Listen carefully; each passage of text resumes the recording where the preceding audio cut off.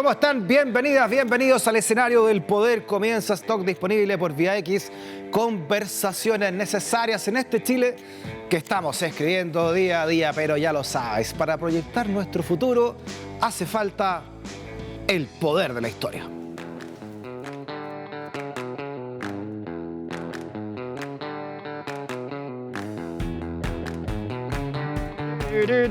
¡Suena la campana!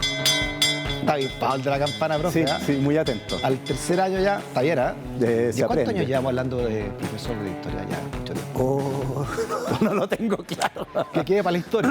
Claro. A ver qué investigar, a ver qué investigar. Profesor, no por eso no vamos a hacer nuestro acto coletero. Por supuesto. Muchas gracias. Bienvenido, profesor, nuevamente. Muchas gracias también por todas las muestras de cariño que recibimos en YouTube, profesor. Sí. Todos los que nos comentan, los que nos cuentan. Es verdad, sí. Y también anunciar que este jueves El domingo. Este domingo a las 5 de la tarde vamos a estar en la feria de Macul, llevando la gira de la historia. Efectivamente. Muy bien, ahí estaremos. Vamos a presentar en Macul, vayan a Macul, nos van a ver con la historia, hablando de historia. A las personas. ¿No? La historia a la calle. Nos vamos de gira. Ya, profesor, el lema nuestro entonces es conocer el futuro, proyectar el futuro, sabiendo de dónde venimos y qué finalmente nos va relacionando, ¿no? En esta espiral llamada historia con el presente y el porvenir. Correcto. Por eso queremos analizar desde la historia la siguiente realidad, profesor. Vamos.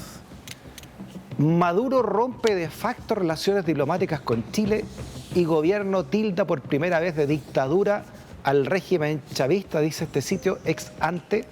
Dice que a través de una declaración pública, el canciller venezolano Iván Gil anunció este lunes las primeras sanciones diplomáticas del régimen de Maduro a 6 países de la región que han planteado una revisión de los cómputos electorales en medio de su inverosímil reelección frente al candidato Edmundo González. En fin, uno de ellos es Chile. Y por esto nos surgió la duda, profesor, sobre nuestra relación histórica con Venezuela y puntualmente con quizás su gran embajador intelectual de la historia, ¿no? Que es don Andrés Bello. Claro. Sí, yo creo que es interesante tomar un poco de distancia, ¿no?, de estos últimos acontecimientos y conversar sobre cómo han sido los vínculos de Chile con Venezuela, ¿no? Y en eso, sin duda, la figura más relevante, lejos, es Andrés Bello, que viene a ser un inmigrante venezolano en Chile, ¿no? Un refugiado, si se quiere también, y que realizó aquí una obra extraordinaria, monumental, sí. De la mayor importancia en beneficio de Chile, ¿no? Sí. Si bien él es un americanista. Entonces creo que si podemos conversar un poco de cómo fue todo ese proceso, nos puede mostrar o iluminar algo de cómo ha sido la historia de nuestra relación, ¿no? Muy bien, ¿por qué entonces está el monumento de este caballero afuera, por ejemplo, de la Casa Central de la Universidad de Chile? Lo vas a entender cuando termine esta clase del profesor Peralta. ¿Dónde situamos el punto de partida de esta historia, profesor? A ver, yo diría que los vínculos más estrechos entre Chile y Venezuela, y en general en todo el ámbito hispanoamericano, surgen en el proceso de la Revolución de la Independencia. Todos éramos parte del Imperio Español y este proceso en la mayoría de los países o territorios hispanoamericanos comienza más o menos en la misma fecha, que es 1810. Nuestra primera Junta de Gobierno, ¿cierto?, el 18 de septiembre, el caso de Argentina el 25 de mayo y en el caso de Venezuela, por ejemplo, el 29 de abril del mismo año, y así en muchos otros países. Entonces, antes que nosotros, que fuimos en septiembre. Un poquito antes, claro, mira, un poquito 1810. Antes. Todo se revuelve ahí porque en 1808, como se sabe, empieza la crisis en España por la usurpación del trono español por Bonaparte, ¿no? Entonces eso va a generar una serie de trastornos que van a derivar el año 1810 en estos movimientos emancipatorios que en un comienzo son, digamos, una especie de transacciones en la cual los países hispanoamericanos, más bien las élites criollas hispanoamericanas, dicen, bueno, ya que la corona ha sido usurpada por los franceses, mientras tanto, nosotros se la vamos a cuidar, ¿no? Vamos a cuidar estos territorios hasta que vuelva el rey al trono, Fernando VII, el bien amado. Ahí está don Napo, gracias a don Napo. Claro, Mr. N. Comienza la chispa independentista en las colonias españolas, puntualmente, ¿no? Acá en lo que hoy es Latinoamérica. O sea, la excusa fue siempre la misma, entonces. El rey cautivo, entonces hacen juntas de gobierno en las colonias. Exacto, de hecho en Caracas se formó una junta gobernativa en Caracas, muy similar a la Junta de Gobierno de Santiago, ¿no? Que es chilena, pero en realidad es de Santiago. Y esto tiene que ver porque en España, justamente para, digamos, preservar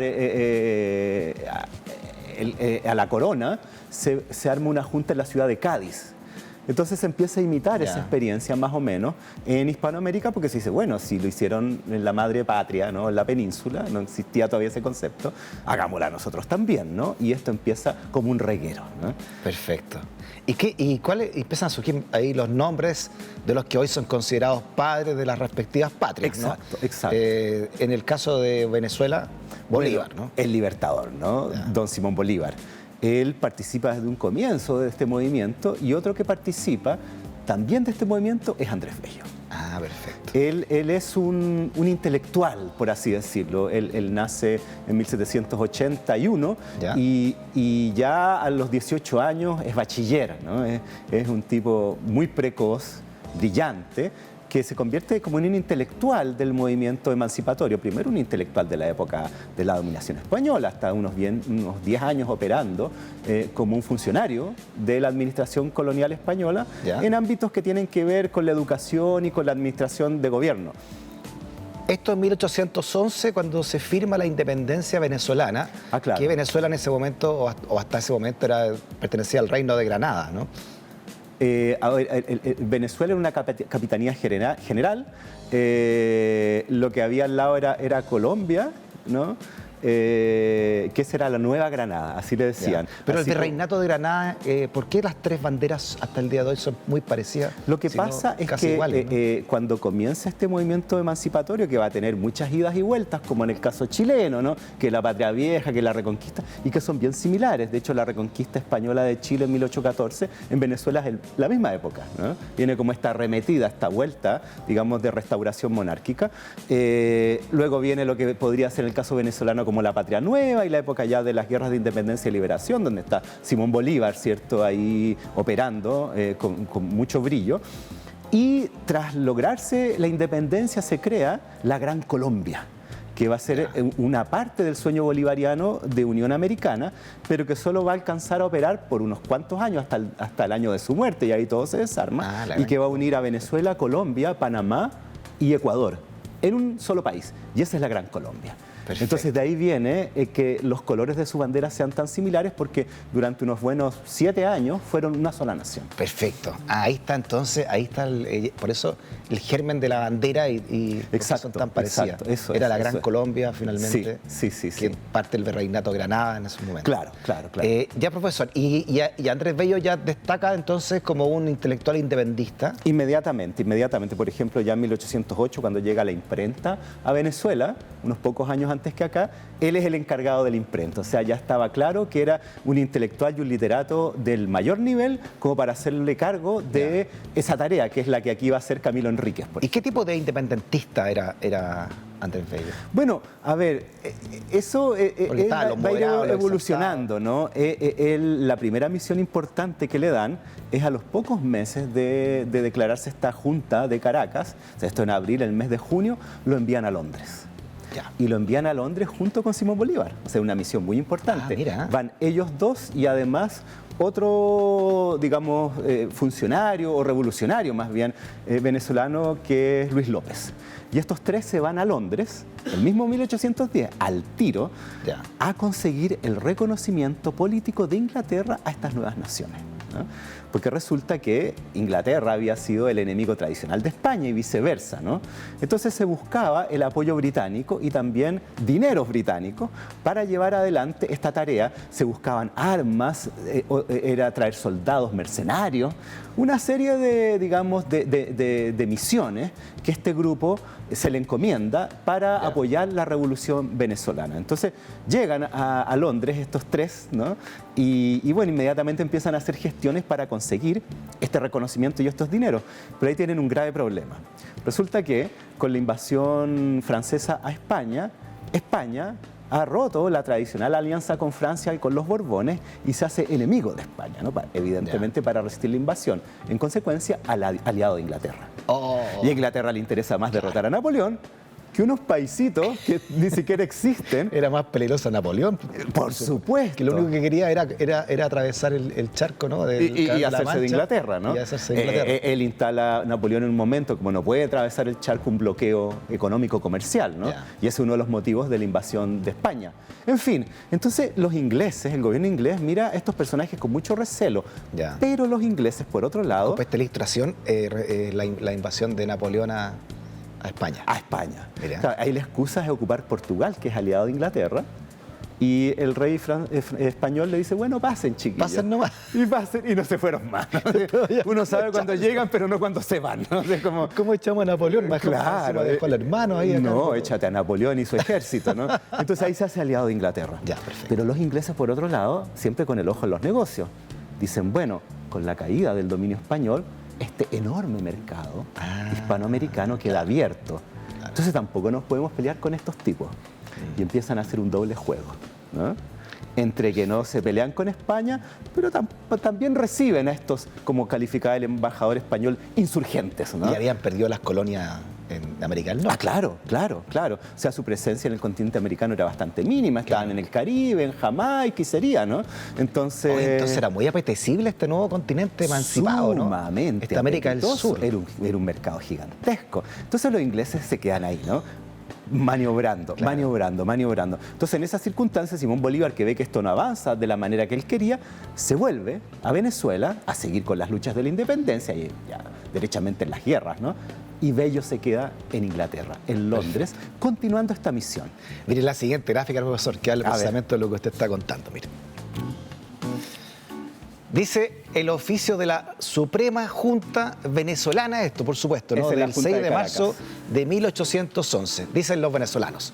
Manifiestan que el gabinete de San James conoce sus verdaderos intereses respecto de la América independiente, pero que obligado por el honor a sostener la lucha en la península contra el enemigo común de la Europa, no se decide a dar a las negociaciones americanas un carácter oficial directo porque lo considera contrario a los pactos que tiene celebrados en Cádiz. Eso es. Oiga, profesor, claro, sí. ahí lo explica ese es el asunto, ¿no? Ese es el problema. Lo nombran a Napoleón, pero dicen... el enemigo común que invadió la península y Cádiz, ¿no? Las juntas de Cádiz. Entonces, Bello queda entre medio, ¿no? Queda de jamón de sándwich, intentando negociar con los ingleses todos estos intereses, ¿cierto?, de Venezuela. Y bueno, resulta que 2 años después, en 1813, llega un chileno con la misma misión. Ay, Bello se quedó en Inglaterra. Se quedó. Simón Bolívar vuelve y... Se quedó hasta Bello. 1829. Termina hasta el 29. Sí, casi 20 años en Londres. Y se casa ya y todo. Es un exilio, se casa 2 veces. Se casa una primera mujer muy joven que fallece de tuberculosis. Tiene varios hijos y luego se vuelve a casar en 1824 con otra dama inglesa y tiene su buena también tracalada de hijos. Entonces, Bello tenía serios problemas económicos. Porque esta situación era muy frágil, ¿no? Muy vulnerable de ser un enviado de un país que no existe ante una corte que en realidad no les hace mucho caso, que los trata de manera no oficial, como decía ese documento. Entonces él tiene que hacer malabares, ¿no? Para lograr, digamos, los propósitos para los que fue enviado. Y mientras tanto él se cultiva, porque Londres es la capital intelectual del mundo occidental, ¿no? Lejos, cosmopolita, cuna de la revolución industrial. Entonces ahí Bello aprovecha para conocer a una serie de personajes muy importantes y también de visitar asiduamente las bibliotecas, el Museo Británico, etcétera, y trabajar en sus proyectos intelectuales. ¿Y cómo comienza el lazo con Chile, entonces, estando allá en Inglaterra? Correcto. Bueno, en el caso chileno hay una situación similar. La Junta de Gobierno y luego el Congreso, durante la Patria Vieja, envían a un representante primero a Buenos Aires, que era la alianza más estrecha que tenía Chile con Buenos Aires, que es Francisco Antonio Pinto. Francisco Antonio Pinto va a ser uno de los presidentes liberales de la década de 1820, va a suceder a Ramón Freire. Es un político liberal y un sujeto muy ilustrado. Ahí lo tenemos como presidente ya, él es al señor Francisco Antonio Pinto, padre de Aníbal Pinto. Perfecto. Y él viaja entonces con la misma misión. Claro, lo mandan a Buenos Aires y de Buenos Aires lo mandan a Londres. Y él llega en 1813 a Londres. Y ahí se hace yunta de Andrés Bello. Oiga, tenemos la carta que le envían a Pinto. A ver. Le envían desde el gobierno chileno. El gobierno haya por conveniente que vuestra merced pase a Londres no solo a los objetos industriales, sino también para atender y representar sus intereses políticos. Creemos que acaso en Londres, reunidos algunos representantes americanos, pudiera agitarse y aún realizarse este objeto y acaso interesar a la misma Corte de Inglaterra en beneficiarla. Su mediación sería la más útil y eficaz y este era el único caso en que pudieron sacrificarse algunos privilegios para comprar tan grande bien. Carta de la Junta de Gobierno a Francisco Antonio Pinto, esto es en 1813, 12 de junio. Sí, el año 13 llega Pinto con la misma misión que Bello a Londres. Y se encuentra con Bello ya. Y se encuentra con Bello. Había una comunidad, ¿no?, de patriotas, medios exiliados. Ahí estuvo Francisco de Miranda, ¿no? Como supimos antes estuvo Bernardo Higgins en Inglaterra. En fin, una serie de personajes que tienen a Londres como un centro de operaciones, ¿no?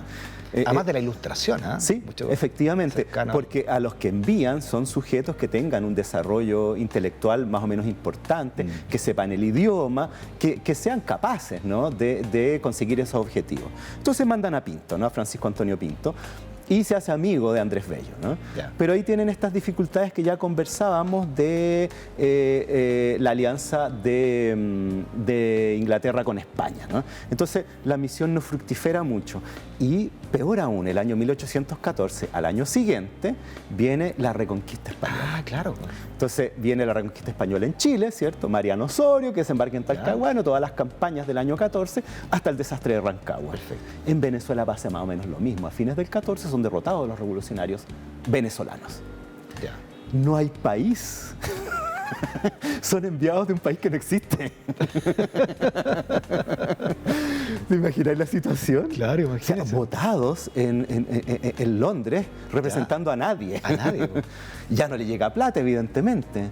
Entonces, las pellejerías que pasan son terribles. Bello se había casado recién, tiene un ojo así, pero... entonces, pasan angustias terribles. De hecho, se cuenta que Andrés Bello, en cierto modo, acoge a Pinto, que está más votado que él, casi que lo alimenta, ¿no? Oye, claro, imagínense. Cuentan que ellos se iban al Museo Británico, ¿no?, a estudiar, a trabajar, pero también a calentarse porque no tenían plata para calefacción. Y los inviernos son crudos. No, crudísimos, ¿no? Un clima terrible, ¿no? El clima inglés famoso por ser colgados de la brocha, ¿cómo se dice acá? ¿Cómo? Colgados de la brocha. Absolutamente. Porque representaban un país, como usted dice, que ya había sido reconquistado por los españoles. Que ya no existía. Entonces ellos están tratando de hacer lo que pueden y al año siguiente se pone la cosa peor todavía. En 1815 es la derrota de Napoleón en Waterloo. Eso es el fin, podríamos decir, del proceso revolucionario en Europa, que parte en Francia, ¿no? Y que Napoleón es su continuación, digamos, ya militar, por decirlo de algún modo. Entonces, a partir de 1815 viene todo el periodo reaccionario, monárquico en Europa, a través del Congreso de Viena y la Santa Alianza, en la cual está aliado Inglaterra con España. Entonces, ¿cuál es eso? Bueno, apoyar a España en la reconquista de sus territorios americanos. Pasó todo lo contrario entonces de lo que se pensaba, ¿no? Fue estas imágenes de la derrota de Waterloo de Napoleón frente a los ingleses. Claro, esa fue la derrota final y decisiva de Napoleón y de la Revolución Francesa. También había perdido también en el mar, ¿no? No, ya no había nada que hacer. Se restaura los Borbones en Francia. Llega Luis XVIII. Y los Borbones eran la misma familia que Fernando VII. Entonces están todos felices y contentos. Claro, porque uno puede haber pensado, ya, si no está Napoleón, ahora ya Inglaterra puede ayudar a las colonias. Pero nada. Mira, ahí funciona esta técnica de casarse entre los primos. Claro. que tenía la oligarquía. Claro. Los Borbones ahí era todo un negocio de familia, por así decirlo. Entonces, el año 15, Francisco Antonio Pinto se vuelve. Mira, profesor, el regreso de Luis XVIII dice abajo, ¿no? Llega a Francia ahí y toda la restauración borbónica que vino a partir de esto, ¿no? Mira, hasta un globo le tienen. Lo reciben con globos. Ya, o sea, más votado que Andrés Bello. Más votado que Andrés Bello en Londres. Claro, es una situación bien terrible. Entonces, esos años son muy duros para Andrés Bello y él hace lo que puede, ¿no? Hace clases particulares, por ejemplo, él fue profesor particular de Simón Bolívar en Venezuela. Se conocieron muy jóvenes, tenían una amistad muy cercana. Sin embargo, quedan muy abandonados porque, como te decía, ya no tienen nación y Bolívar está intentando volver a recuperar Venezuela a través de la guerra, ¿no? Es la época de la Carta de Jamaica, en fin. Entonces, Bolívar más abajo San Martín, hacia lo suyo, ¿no? Bolívar más al norte, San Martín más o sea, así como Bolívar se va tras la derrota del 14 al Caribe. Bueno, en el caso nuestro nos vamos a Mendoza, ¿no? Y esa es la época, digamos, quizás más dura, y no le llegaba plata, e intenta ser representante de otras naciones hispanoamericanas que también están en una situación muy complicada. Entonces son años muy, muy difíciles. De hecho, se cuenta una situación en que está Pinto con Bello saliendo de sus reuniones, digamos, calefaccionadas en el Museo Británico, y salen a la calle, ¿no?, en Londres, y hay un carnaval, ¿no? Están todos felices, porque había llegado la noticia de la victoria en Waterloo, y todos celebran, menos ellos dos, ¿no?, que van caminando entre medio de la multitud, totalmente deprimidos porque saben que ya no hay vuelta. Y ya se conocían a todos los chimpancés, a todos los orangutanes. No, ya sabían todo, ya habían dado todas las vueltas. Entonces, Bello queda abandonado, y ese es su primer vínculo importante con Chile, la amistad con Francisco Antonio. Para avanzar en la historia, profesor, ¿cómo entonces llega finalmente Bello a Chile, ¿no? Después de Inglaterra? A ver, resulta que con el regreso de los revolucionarios americanos a las luchas por la independencia, en el caso nuestro la Patria Nueva, el año 1818, O'Higgins, que ya está en el poder como director supremo, ¿no?, que ya ganaron Chacabuco, que ya está más o menos asegurando la independencia de Chile, o al menos la expulsión de los españoles o los realistas, nombra un nuevo enviado en Londres, ¿no?, que era, podríamos decir, su ministro de Relaciones Exteriores, que se llamaba Antonio José de Irizarry, que era un sujeto guatemalteco, pero que había estado en Chile desde el comienzo de las luchas de la independencia. Era un intelectual, ¿no?, un letrado. Él había sido el redactor de los primeros periódicos chilenos, y de gran confianza de O'Higgins, y O'Higgins lo manda a Inglaterra de nuevo con la misma misión. Reconocimiento diplomático. ¿Este Irizarry? Ese es Irizarry, cuando joven. Ah, ya, y este era un hombre de mucha confianza de Bernardo Muchísima O'Higgins. confianza. Ponía las manos al fuego por este caballero. Mira, tanta confianza que lo que él le encarga es conseguir plata, dinero, bueno, y reconocimiento diplomático, sobre todo para en ese momento tener recursos para equipar la Escuadra Libertadora del Perú y el Ejército Libertador del Perú, que se está recién armando, y no hay ni un mango en Chile. Es un país quebrado después de la guerra, ¿no? Entonces, es tanta la confianza que le tiene a Irizarry que le da papeles con pliegos en blanco firmados. No le puedo creer. Para que él, en vista de la premura y de la distancia, ¿cierto?, de Chile con Londres, pueda decidir a discreción lo que sea más conveniente para lograr estos objetivos. Y bueno, llega Irizarry a Londres para conseguir estas cuestiones, y nadie le hace caso, porque consideraban que Chile era el país más lejano, pobre y miserable de toda Hispanoamérica, y en ningún caso le iban a prestar ni un peso, ¿no? Entonces Irizarry lo pasa muy mal. Envía sendos informes a Chile dando cuenta de sus avances en estos negocios, ¿no? Y algunos primeros, digamos, como conversaciones con la banca londinense para conseguir plata. Y acá llegan esos informes el año 20, y todos entran en pánico, porque los informes, las condiciones de ese préstamo eran terribles. O sea, los intereses que se cobraban, el tipo de garantías que se exigían, hacen que el Senado chileno diga de ninguna manera, ¿no? Lo que está haciendo Irizarry hay que pararlo. O sea, imagínate tú que una de las condiciones de estos préstamos era que debían pagarse todos los años amortizaciones por el préstamo de 1 millón de libras esterlinas, que era una fortuna gigantesca. ¿Y estos préstamos eran de privado o eran del gobierno? Eran de la banca. Eran privados. Ahora, si la banca presta dinero a una nación, en cierto modo, un reconocimiento político también. Era como ya. Entonces, van las dos cosas, ¿no? Si le prestamos plata es que creemos que este tipo la va a devolver. Entonces, bueno, por ahí viene el reconocimiento político, ¿no? Sigue la plata, ¿no? Follow the money, ¿no? Entonces, no había caso. Y Irizarry empieza a pasar las mismas pellejerías que estaba pasando Bello a esas alturas, ¿no? Y Pinto, Pinto se había venido a América ya. Se vino a Deo. Claro, poco menos, se vino nadando, ¿no? Se vino con Belgrano, que también estaba en Londres en esa época. Se andaban todos haciendo de las suyas, ¿no? Y combate en las guerras de la independencia en Argentina, en el Alto Perú. En fin. Además, Irizarry había sido director de algunos diarios acá. Sí. Como el Semanario Republicano, exacto, que tenía su prestigio. Y que es de los primeros periódicos chilenos, poquito después de la Aurora de Chile, en 1813, si no me equivoco. Aquí está, por el Semanario Republicano de Chile. Y había uno que se llamaba El Duende. Claro, el Duende chileno. Esos son posteriores. Oiga, claro, entonces ya Irizarry, las manos al fuego por él, se consigue. Claro, claro. Entonces están negociando esto y aquí están todos en pánico. Así, no, esto, hay que echar para atrás este negocio. Yeah. Y resulta que el año 1821 la banca inglesa cambia de actitud hacia Chile, porque el año 1821 el Ejército Libertador del Perú, organizado en Chile, financiado en Chile, con tropas chilenas en su gran mayoría, se toma Lima. Yeah. Entonces dicen, este paisito miserable, lejano, penca, ¿no? Ahí hay salitre, dije. Logró tomarse la capital del virreinato, lejos, el territorio más importante de toda América del Sur. O sea, estos compadres la saben hacer. De ahí viene el dicho, vale un Perú. Exacto. ¿No? Perú ya era un país riquísimo. No, la herencia de los incas, todo el oro, en fin. Entonces, cuando ven que este ejército que viene de Chile con una escuadra que domina el Pacífico hizo todas estas gracias, les cambia la perspectiva. Bueno. Entonces, empiezan a recibir Irizarry. Y también hay un cambio de rey. Ah, claro. En Inglaterra, ¿no? Sí, y también un cambio en Jorge IV, el que serían los ministros de Relaciones Exteriores, ¿no? Claro. La corte St. James, como decían ahí. Entonces empiezan a mirar con mejores ojos a este sujeto, ¿no? Yeah. Y el año 1822, mientras en Santiago el Senado dice, ya no necesitamos esta plata porque ya organizamos la escuadra, y hay un informe que es increíble que dicen, si es que nosotros aprobáramos esto, sería funesto para el futuro de la República y tendríamos la vergüenza de las generaciones posteriores por estar encadenados como esclavos ante la banca internacional. ¡Oh, mira! Nada de cosas. Vayamos viendo la historia. Claro, nada de cosas, cachando qué pasaba. Entonces le dicen a O'Higgins, mire, mande a decirle a Irizarry que no contrate ningún préstamo o empréstito, como le decían en la época.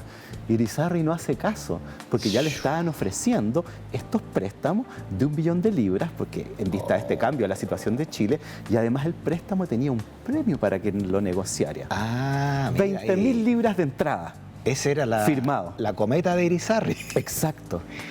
Entonces el año 22... ¿Mucha plata esa cuestión? Mucha plata, muchísima plata. Mira, piensa tú que se suponía que el negocio que hizo Irizarry, que fue muy malo, exigía que cada año el gobierno de Chile, por el préstamo del 1 millón de libras, que era una fortuna gigantesca, pagara 350.000 pesos oro. El presupuesto anual de Chile era de 1 millón de pesos. ¿En serio? Claro. Y era casi un tercio del presupuesto anual. Entonces esa cuestión era imposible.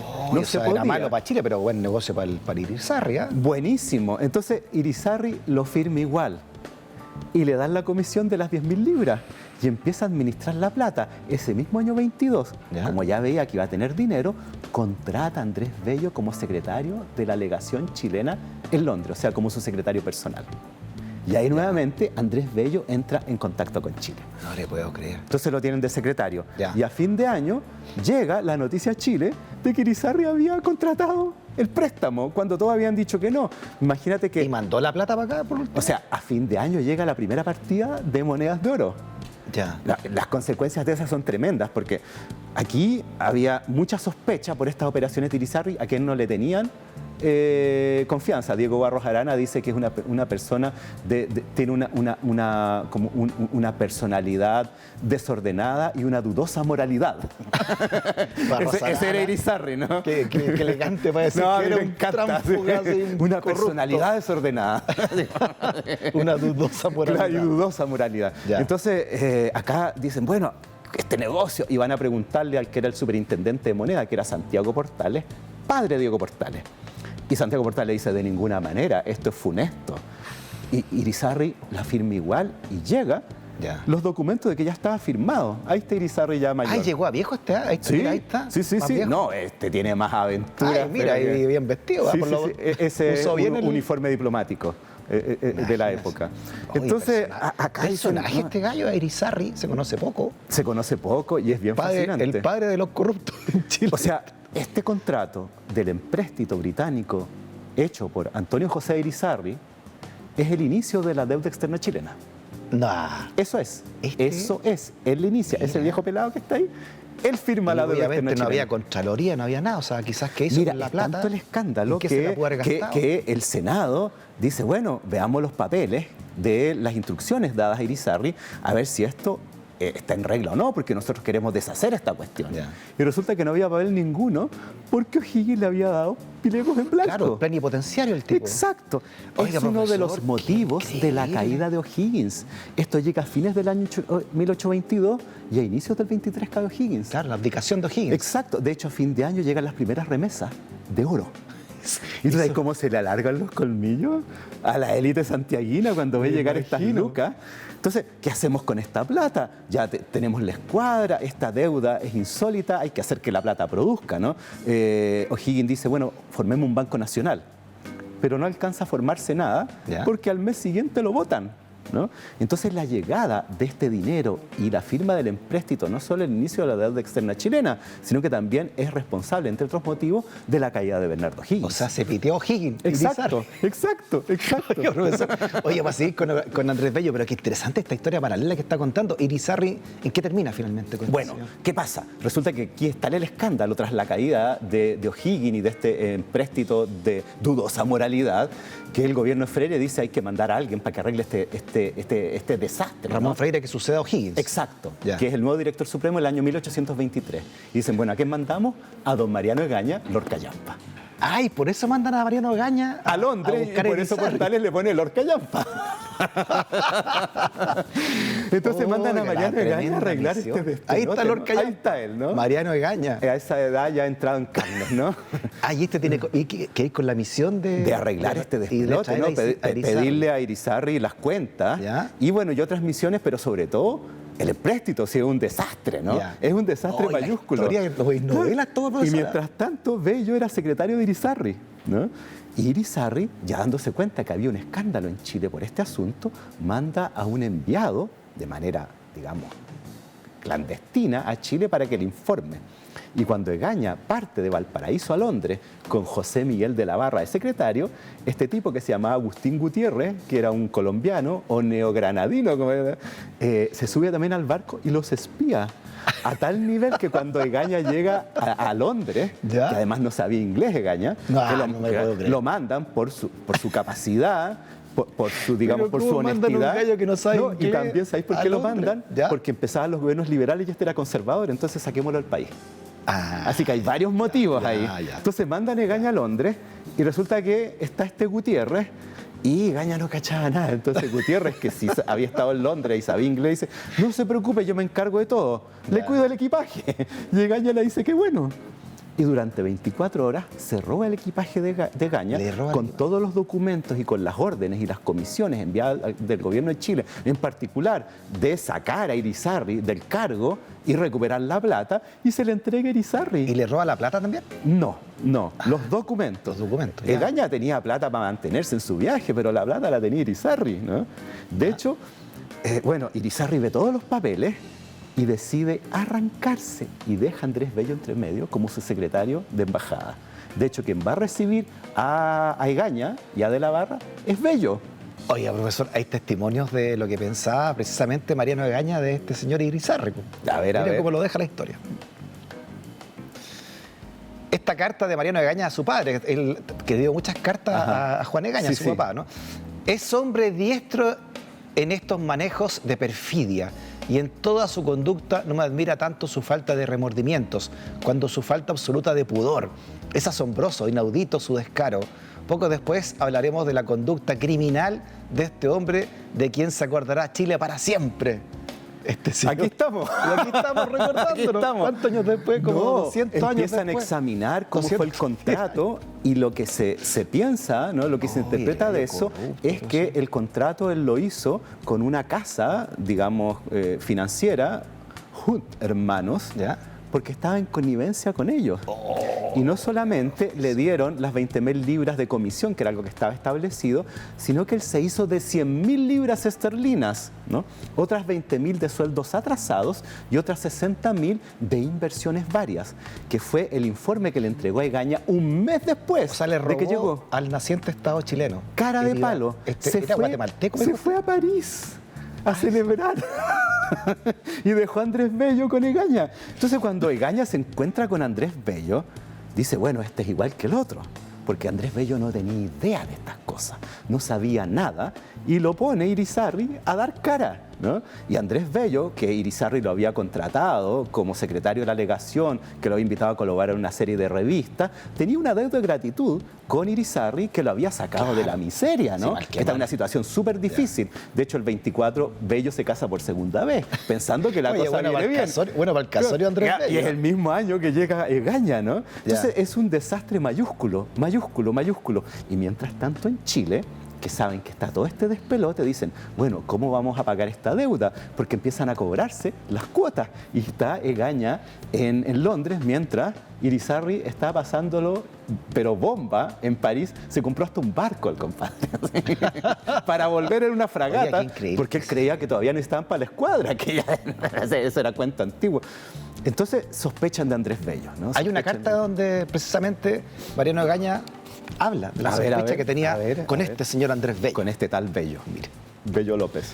También le escribía a su papá, Juan Egaña, le decía, en cuanto a la carta que escribió Bello a Pinto, debe tenerse presente que él es de la comparsa de Irizarry, su compadre y edecán, compañero de Gutiérrez Moreno, el que le robó Seger, etc. Y puesto por él en la Secretaría de la Legación, su constante y celosísimo defensor, y que tuvo la insolencia de decirme en mi misma cara que si yo vituperaba la conducta de Irizarry era por pasión. Claro, Andrés Bello no tenía idea del chanchullo de Irizarry. No sabía, y lo defendía porque Irizarry efectivamente lo había protegido, le había dado trabajo y compartían, digamos, inquietudes intelectuales y bueno, este deseo de colaborar en estas nacientes Profesor, para terminar la historia de Irizarry, que está muy buena, este entonces se va a París. ¿Y dónde muere? Bueno, él llega a Chile, lo traen a Chile. Se va después a Guatemala, luego va a volver a Chile. Va a ser un aventurero, es como, por así decirlo, un ciudadano del mundo. ¿Nunca lo meten preso? No, nada. Mira. No, nada. No, si se salva de todo. Mira, ¿sabes que Irizarry hace lo siguiente? Esto es increíble, ¿eh? Esto ya... Damos programa aparte. Esto es muy gracioso. Resulta que le hacía el quite a Bello y lo maltrataba así derechamente. Si le robaba los papeles, le decía, yo soy amigo de mis amigos y enemigo de mis enemigos a cara descubierta. Por eso el descaro, ¿no? Que dice, si dudan de mi situación de secretario, o sea, de encargado de la legación de Chile, bueno, yo me voy, pues. Además, mi deuda es con Bernardo Higgins, que ustedes lo votaron del poder. Así que yo ya no participo de esto, me retiro. Y se había hecho de 100.000 libras esterlinas, ¿no? Oiga, profe, ¿verdad que terminó siendo ya así viejo, intendente de Colchagua, gobernador de Curicó? No, y de hecho ahí va a cometer varios crímenes, ¿no? Un personaje muy, muy siniestro. Y Chile le perdonó todo. Es ya el periodo de Portales. E incluso le dio estos cargos de intendente, de gobernador. Así es.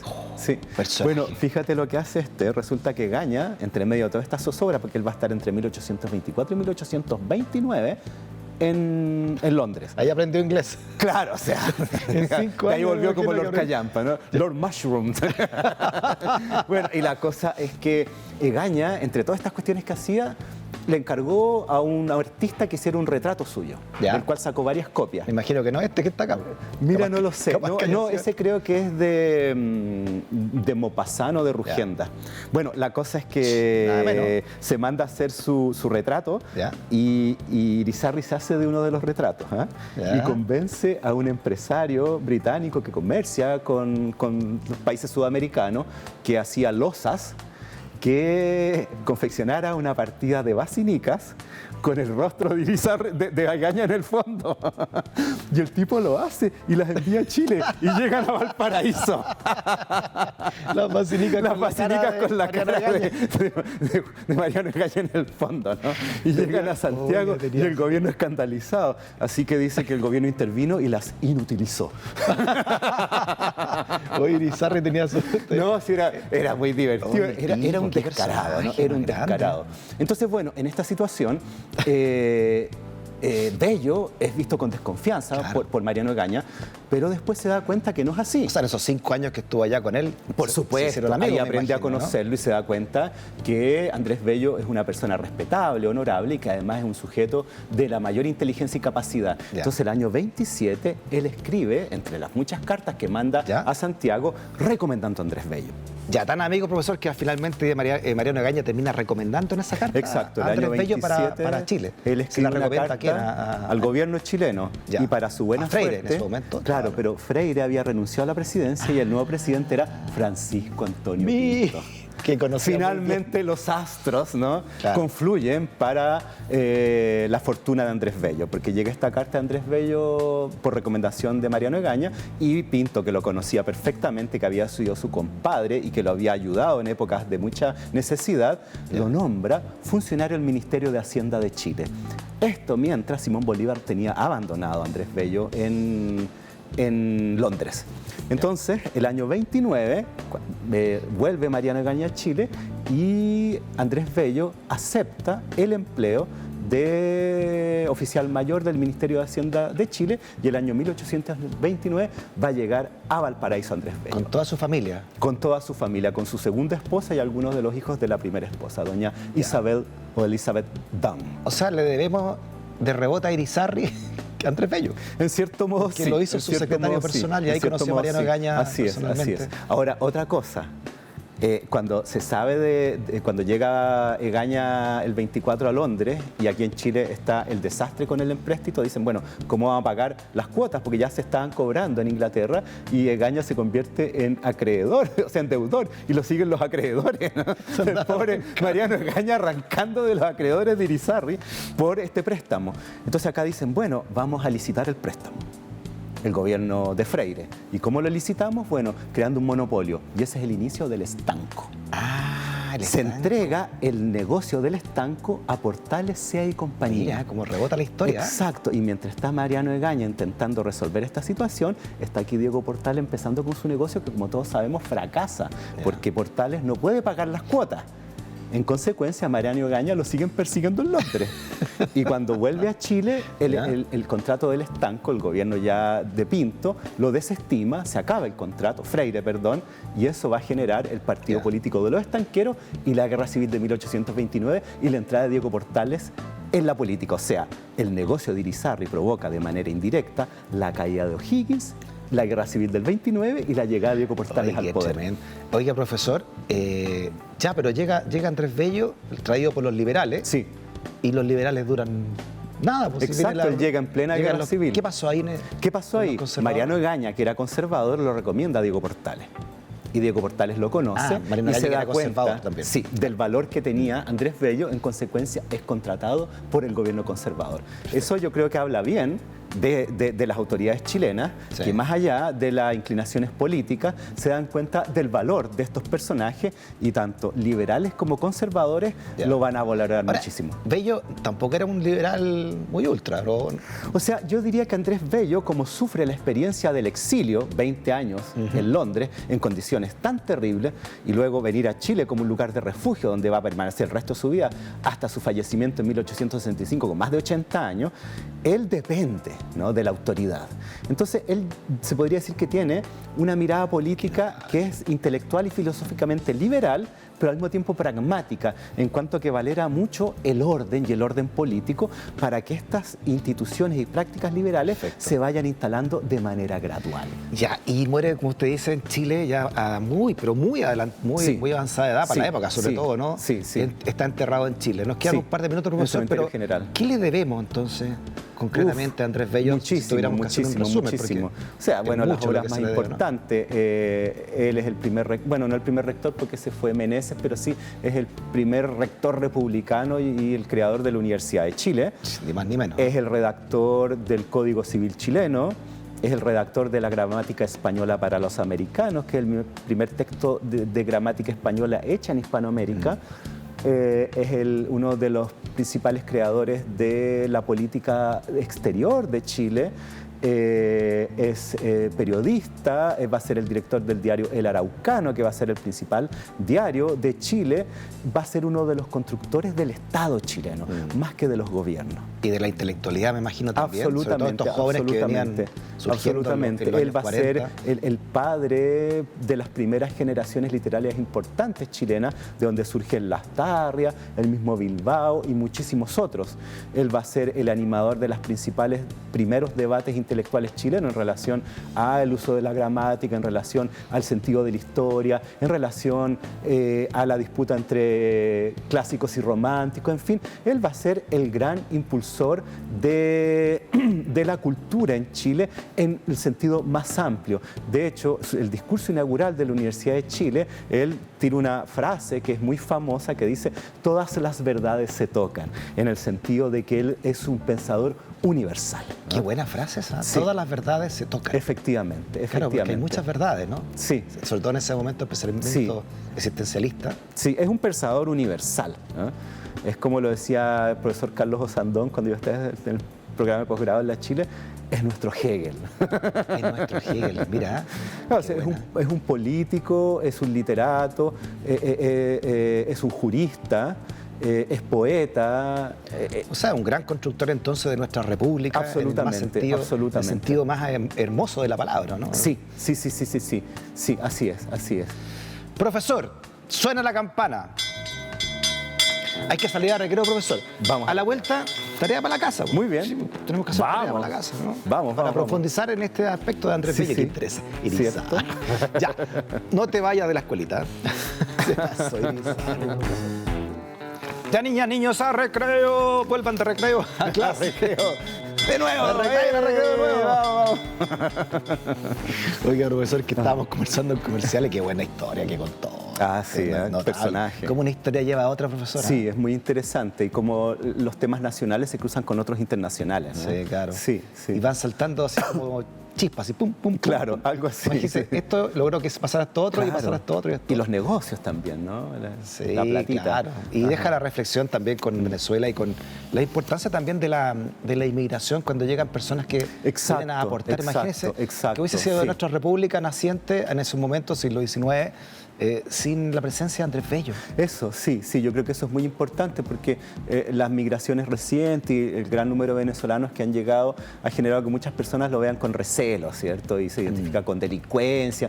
Y la verdad que evidentemente es mucho más que eso. Y ahí Andrés Bello es una figura señera. Entonces yo creo que es interesante mostrar eso también.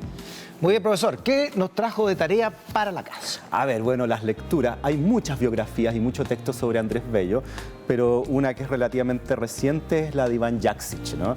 Que es un historiador chileno que vive en Estados Unidos. Ya. La pasión por el orden, que ahí un poco diría yo que combina estos elementos de Andrés Bello, por un lado su liberalismo y por eso su deseo de orden. Esta frase que pareciera ser un poco contradictoria. Claro. Y es un libro muy interesante donde también él trabaja harto la estancia londinense de Andrés Bello y con mucho material nuevo. Así que ese libro yo diría que de los más importantes que se han publicado recientemente. ¿Cómo se llevaba con los jóvenes de Vicuña Maquena? Me imagino que se alcanzó a tomarlo, de acá al 40 con él. Le tenían gran admiración y respeto. Ahora, claro, también fue objeto de críticas de aquellos como más liberales y los más exaltados. Por ejemplo, él tuvo una pugna intelectual con Lastarria, pero fuera de todo era el maestro, ¿no? Ya. De hecho, otra biografía que se escribió en el siglo XIX es de Miguel Luis Amunátegui, que fue discípulo de Bello y que era un liberal completo. Perfecto. Pero todos lo respetaban mucho. Ya, también para buscarla. ¿Hay otro libro que nos... Bueno, a ver, hay una biografía de Antonio José de Irizarry escrita por Ricardo Donoso, donde aparecen todas estas cosas que hemos estado conversando. Es de la década del 30, tiene ya casi 100 años.